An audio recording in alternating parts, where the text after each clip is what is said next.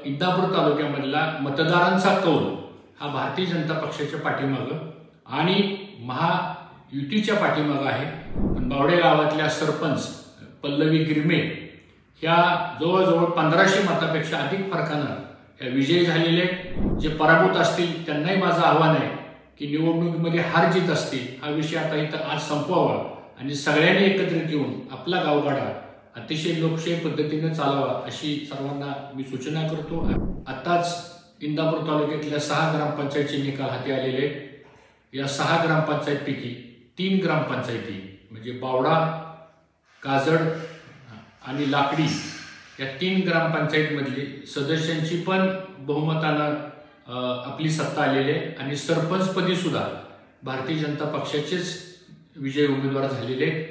2 ग्रामपंचायतीमध्ये म्हणजे शेळगाव आणि शिंदेवाडी इथे राष्ट्रवादीचे सरपंच आणि तिथं तीच निवडून आलेले आणि वकीलवस्ती ग्रामपंचायत ही स्थानिक आघाडी मध्ये तिथं विजयी झालेले आहे। एकंदरीत पाहिलं तर इंदापूर तालुक्यामधला मतदारांचा कौल हा भारतीय जनता पक्षाच्या पाठीमागं आणि महायुतीच्या पाठीमागं आहे।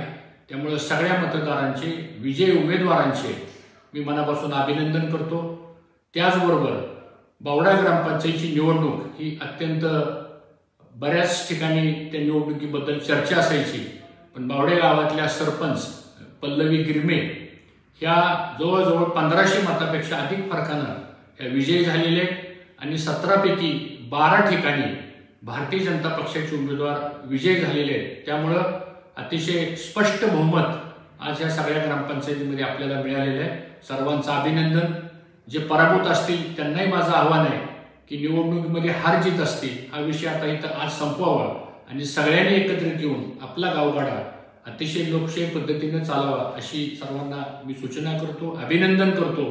आणि महाराष्ट्रामध्ये महायुतीचीच सत्ता ही ग्रामपंचायतीमध्ये प्रस्थापित झालेली आहे। माननीय मुख्यमंत्री एकनाथ शिंदे, उपमुख्यमंत्री देवेंद्र फडणवीस, उपमुख्यमंत्री अजितदादा पवार आणि सर्व आमचे प्रांताध्यक्ष बावनकुळे या सर्वांचं मी अभिनंदन करतो आणि हाच ट्रेंड येणाऱ्या पुढच्या निवडणुकीमध्ये दिसेल आपल्याला अशी अपेक्षा व्यक्त करतो। अभिनंदन।